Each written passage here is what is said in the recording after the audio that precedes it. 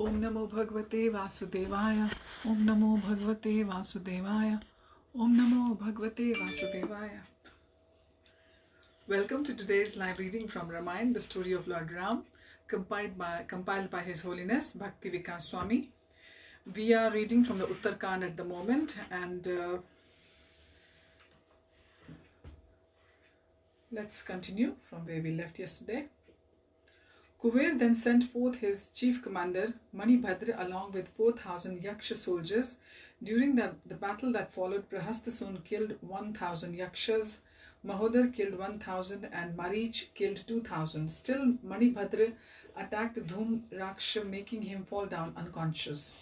Dashagriv, that is Dashanan or Ravan, then retaliated by striking Manibhadra's crown, forcing him to turn sideways. Just then Kuver appeared on the scene, club in hand. He was accompanied by two of his ministers, Shukra and Parushtapad, along with two deities that preside over wealth, Padma and Shank.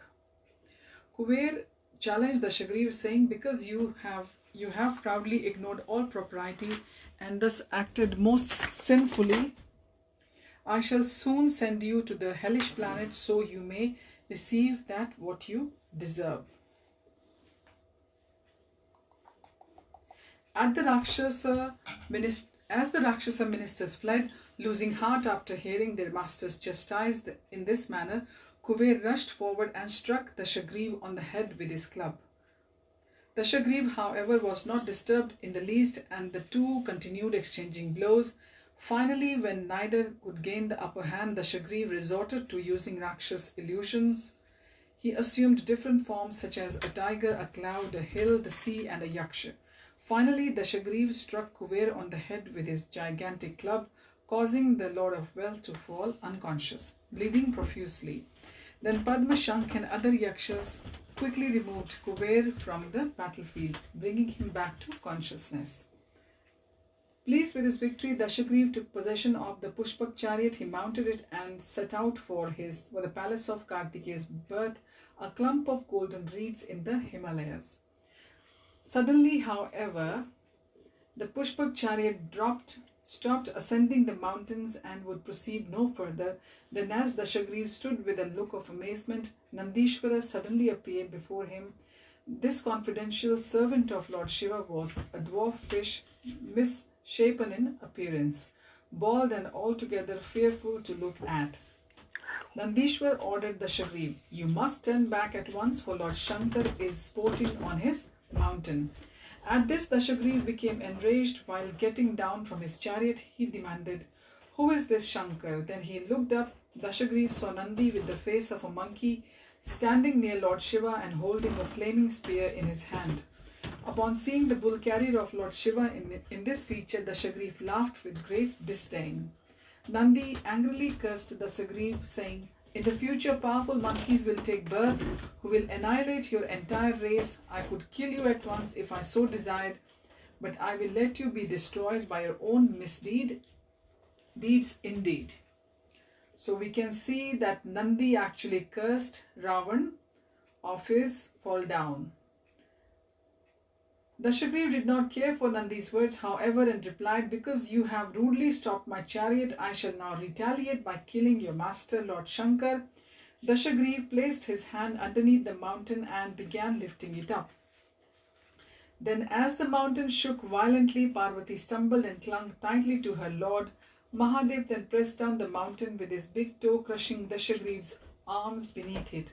As Dashagriv cried out in great pain, the entire three worlds trembled, so much so that King Indra stumbled while walking on the road. Upon seeing their master's plight, Dashagriv's minister advised him to take shelter of Lord Shiva, also known as Ashutosh, because he is easily pleased. With no other alternative, Dashagriv bowed down and began glorifying Lord Mahadev by reciting hymns from the Samaved. 1,000 years passed as Lord Shiva remained seated on top of the mountain. Then Mahadev became pleased to relieve the pressure of his toes so that Dashagriv could remove his arms. Because of the fierce cries uttered by Dashagriv when his arms were being crushed, Lord Shiva gave him the name Ravan. So from then on, Dashagriv came to known as Ravan because his arms were being crushed, because the way he was crying when this was happening to him. So Lord Shiva had given him the name Ravan. From the time forward, Dashagriv became known as Ravan because his loud crying had made all the demigods also cry out in fear. Thereafter, Ravan began to wander over the earth on the Pushpak chariot, challenging the heroic Kshatriyas. The prudent king surrendered to Ravan without a fight, and the Rakshas king easily defeated all the others. One day Ravan arrived at a forest near the Himalayas and saw a beautiful young girl with matted hair and deerskin dress. Upon seeing her, he became afflicted by lust, and while laughing aloud exclaimed, "The practice of austerities in the forest is contradictory to your youthful beauty. My dear young girl, who are you? Why have you decided to come here to live a life of penance?" She replied, "I am the daughter of the Brahmrishi Kushadhwaja, the son of Brihaspati. My name is Vedavati because I am considered to be an incarnation of the Vedas. Many demigods and other highly qualified men have approached my father asking for my hand in marriage. However, he has turned them all down, for he feels only Lord Vishnu would make a suitable son-in-law. When Shambhu, king of the Daityas, heard this, he came and killed my father in his sleep. My mother then entered the fire of cremation, carrying the body of her husband in her arms. Since that time, I have installed Lord Narayan within my heart and have performed austerities, hoping to attain him as my husband. O Ravan, by dint of my ascetic merit, I know everything about you. Therefore, please take your leave and depart without further ado." Getting down from his chariot, Ravan said, "My dear lovely girl, I request you to become my wife. Indeed, in comparison to me, who is Lord Vishnu?" At this, Vedavati indignantly replied, "Who other than you would dare to speak disrespectfully of Lord Narayan?" As she spoke, Ravan grabbed her hair. Inflamed with rage, the girl immediately transformed one of her arms into sword and then cut off her hair, thus setting herself free. Then, while lighting a fire, Vedavati said, "After being touched by you, I no longer desire to live. I shall not curse you, for that would decrease my ascetic merit. However, I shall take another birth in a divine manner just to encompass your destruction." As Vedavati entered the fire, flowers showered down upon her from heaven. Then, giving up her body, she next appeared from a lotus flower. Ravan, however, quickly caught her, forced her into Pushpak chariot and took her back to Lanka. Thereafter, when Ravan showed the reborn Vedavati to his ministers, he was warned that if he kept the girl, she should become the instrument of his destruction. Taking heed, he threw Vedavati into the sea.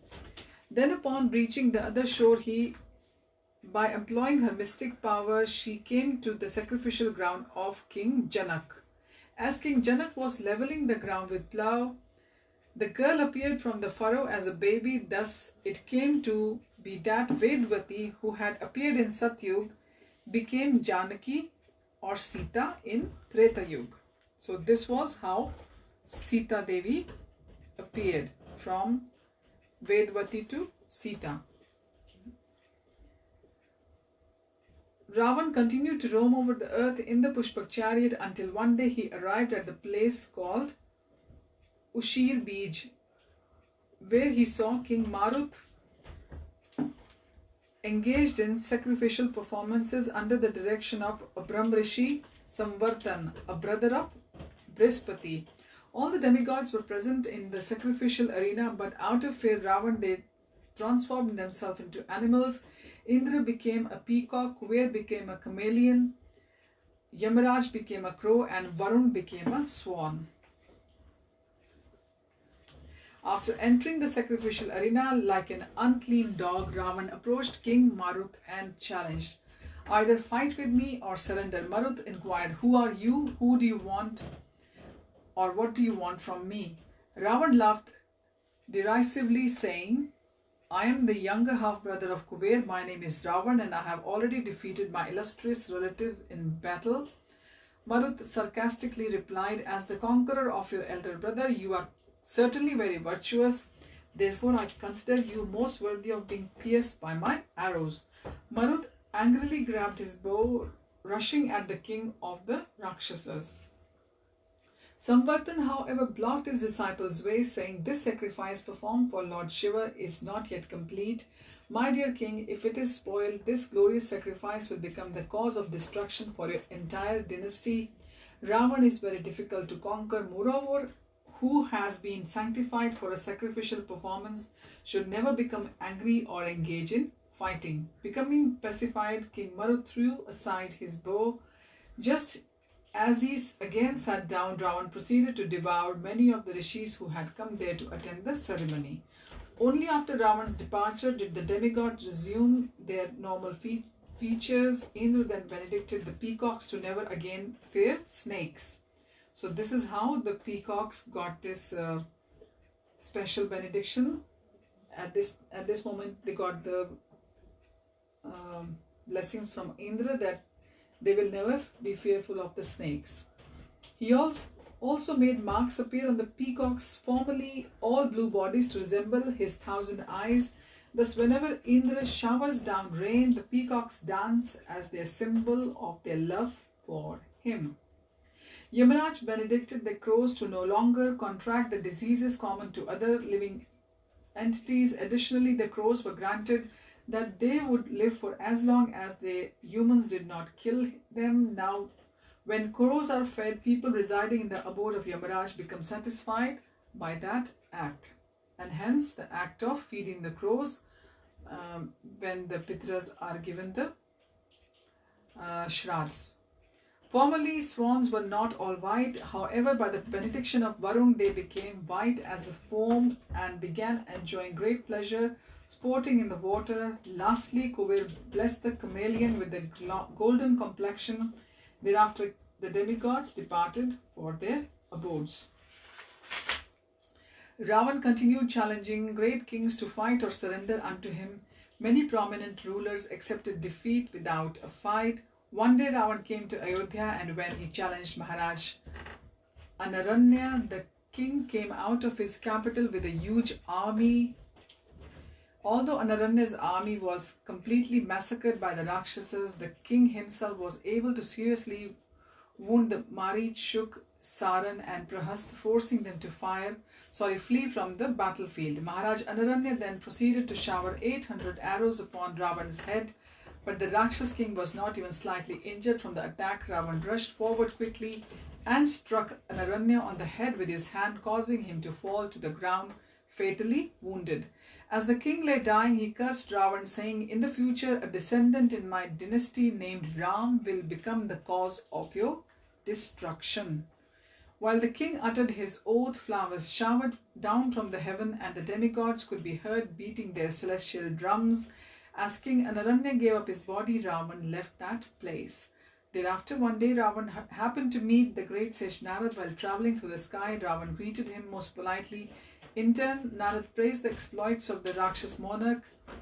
Narad said, "O king, since you are so powerful that you can conquer even the great demigods, why are you trying to annihilate the human beings? The poor humans do not deserve to be killed by you, for they are already most unfortunate, being plagued with so many miseries in life." And of course, human beings are plagued with the Adi Daivik, Adi Bhautik and Adhyatmik miseries throughout the life, because this is a special material prison designed for the human beings, which is called the Bhulok. Ravan replied, "O sage, what you say is correct. Since I desire to conquer over the entire three worlds, I shall now leave aside the human beings and attack Yamraj, the Lord of Death." Making up his mind in this way, Ravan immediately departed for the southern quarter. Narad's curiosity was aroused. He wondered, can Ravan actually defeat Yamaraj? If he does, I wonder what sort of universal order he will institute to replace the old one. Thus, to witness the impending battle, Narad quickly went to the abode of Yamaraj. Arriving before Ravan, then Lord of Death greeted Narad and then inquired, "O best of the celestial rishis, what is the object of your visit?" Narad replied, "Ravan is on his way here, desiring to defeat you in battle." As the Pushpak chariot entered the domain of Yamaraj, Ravan could see how all the living entities were reaping the results of their previous pious and impious activities. Some poor souls were suffering from various hellish torments, while others were enjoying a high standard of material comfort. Then, by his own prowess, Ravan freed all those who were suffering in hell. Enraged at this audacious act, thousands of Yamadoots attacked Ravan and attempted to demolish the Pushpak chariot. However, regardless of being attacked so viciously, the chariot remained intact due to the prowess of Lord Brahma.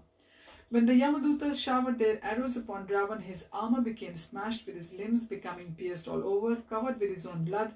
Ravan finally began losing consciousness and fell from the Pushpak chariot to the ground. However, after quickly recovering, Ravan took up an arrow of Lord Shiva and with it began annihilating all the Yamaduts.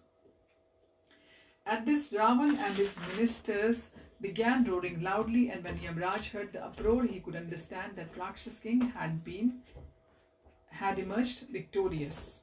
After calling for his chariot, Yamraj took up his rod of death, death noses and other weapons, and angrily set out to fight.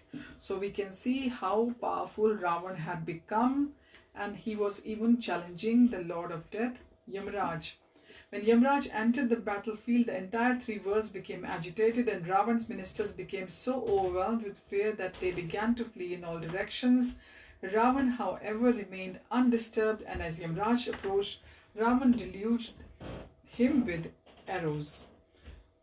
The fierce duel that ensued went on for 7 days and nights uninterrupted. The king of the Rakshas then released 100,000 arrows, and at that time Mrityu, death personified, begged Yamraj, "O Ravan, O Lord, please grant me permission to kill Ravan. I caused the destruction of the entire cosmic manifestation. Thus, what will be the difficulty in slaying an entity like Ravan?"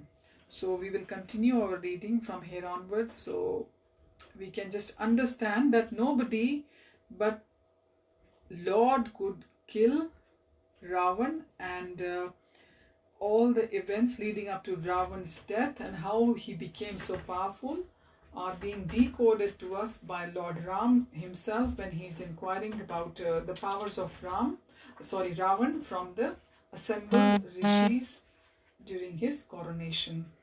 So thank you for joining, and I will see you again. Hari Om Tat Sat, Hare Krishna.